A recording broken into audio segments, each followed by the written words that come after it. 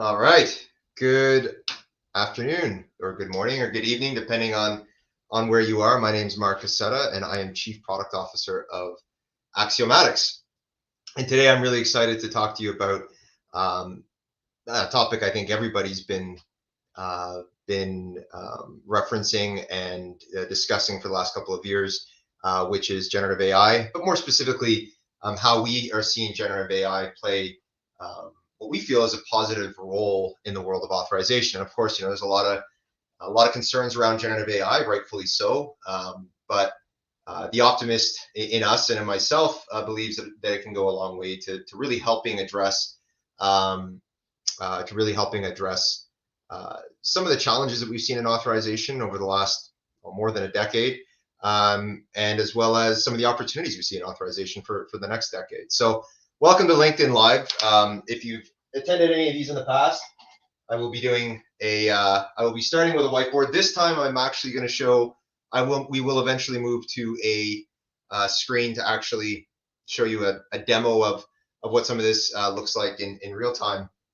But let's talk a little bit more about let's talk about generative AI and first sort of articulate where we see some opportunities for it to help us in this world of authorization. So the first thing is, for myself, I can even say I've been in the authorization space specifically for about 2.5, almost 3 years now.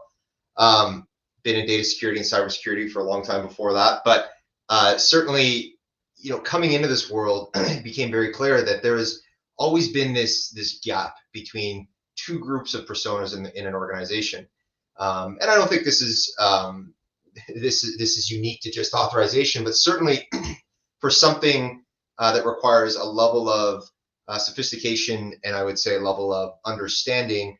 This gap is often one that we as a market have been trying to close. And so the first group that certainly exists within the organization is the business, and the business is the folks or other folks that are defining the requirements for authorization. And of course, the business may be people from the compliance team, or maybe just reflecting on the requirements that are required for compliance.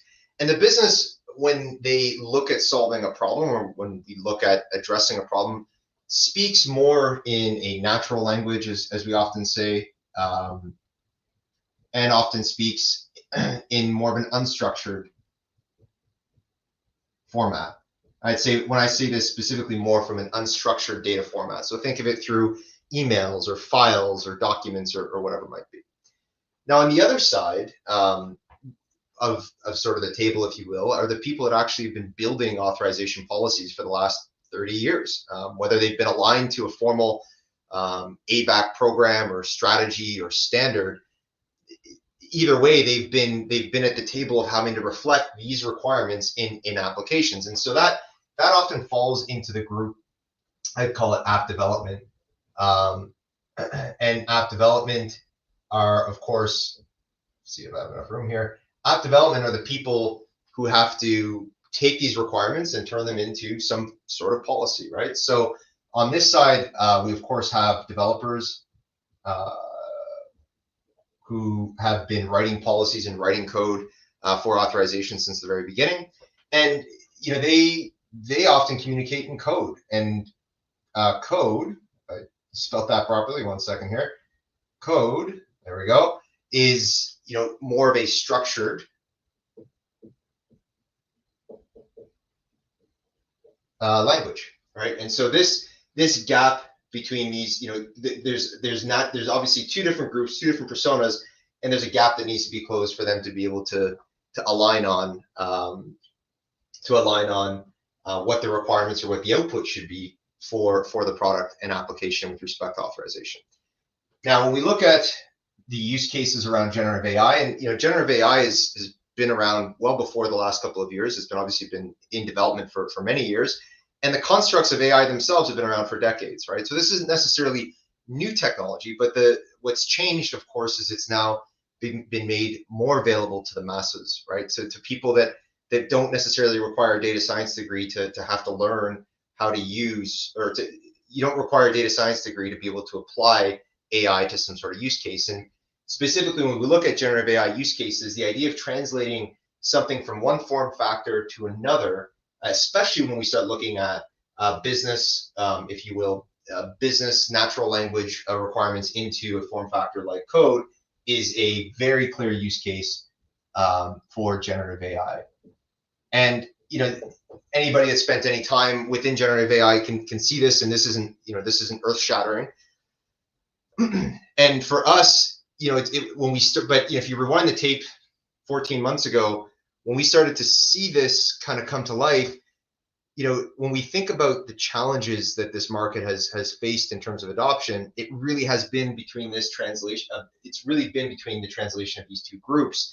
And we ourselves have tried to build products that would help with this translation. Our competitors have tried to build products that would help with this translation. And the reality is, at the end of the day, the business doesn't want to be writing and developing policies. They want to be building requirements.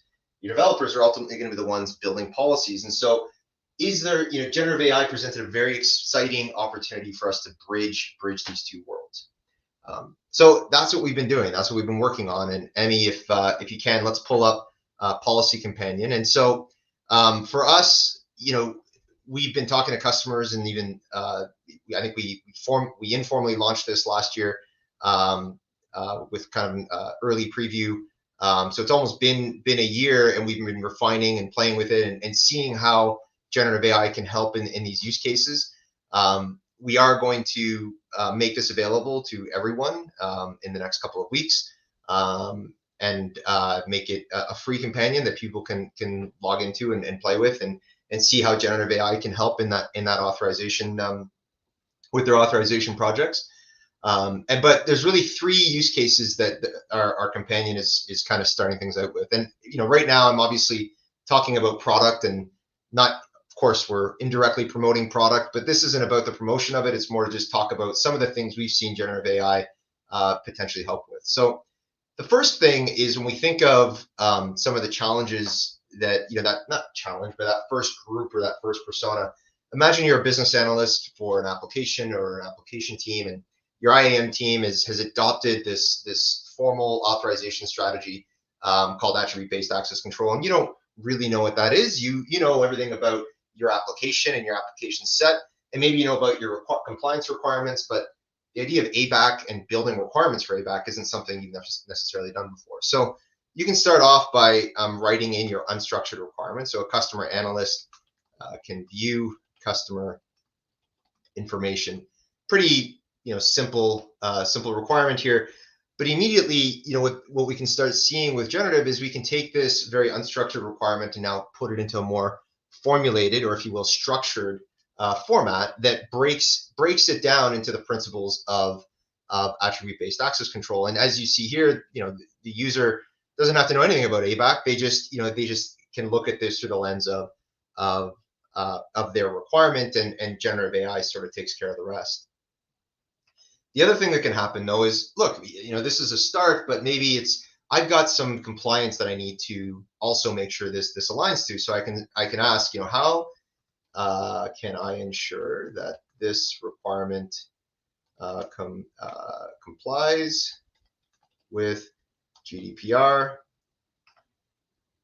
And very quickly we can get some feedback, and it starts to looking at this policy in particular, right? It's not just a general perspective. It's looking at this policy in particular, and in fact starts to even give you a semblance of some alpha code, which we'll talk a little bit more about in a second.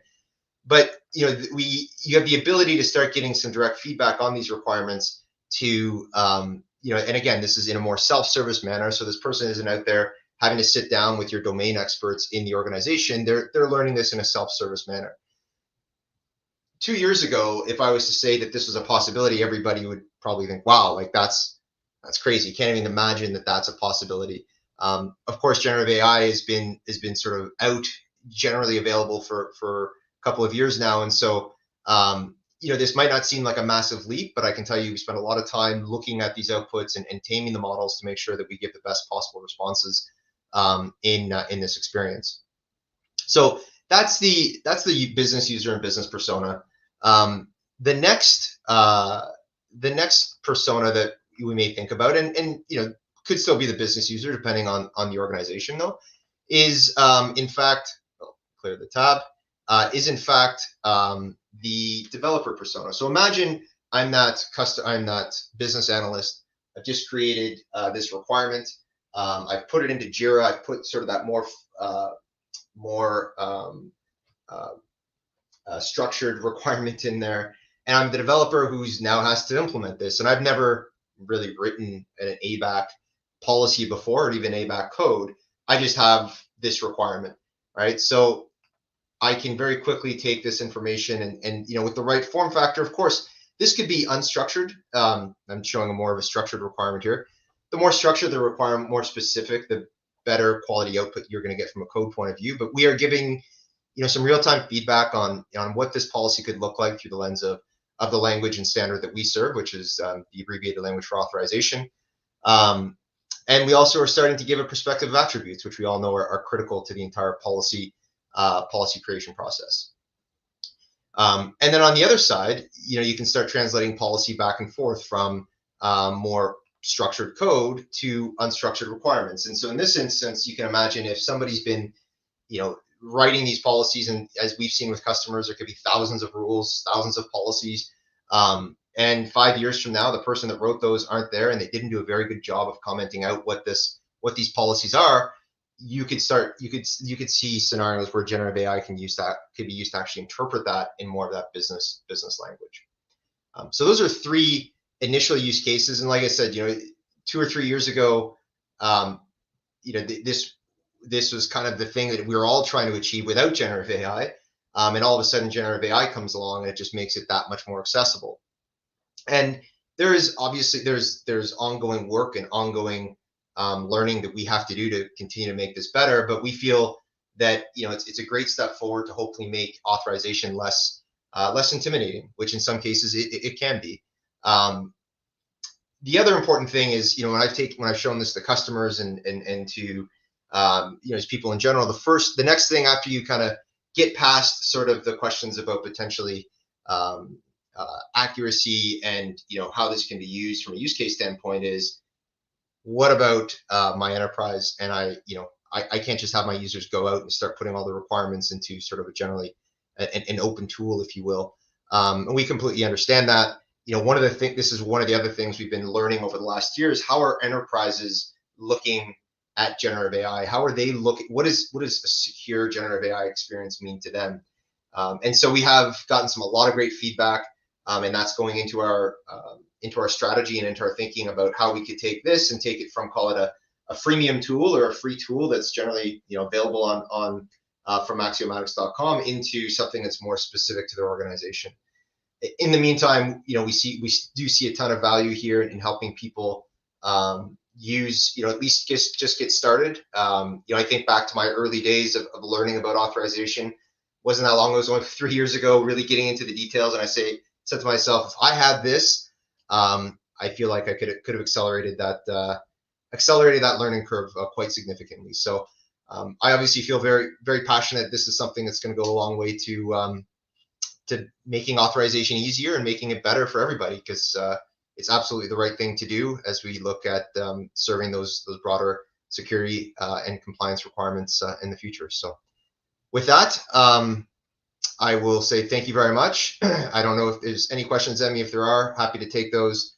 Otherwise, thank you for listening to LinkedIn Live, and we will, we're happy to take any questions you have on LinkedIn, or of course, afterwards at your convenience. Thank you.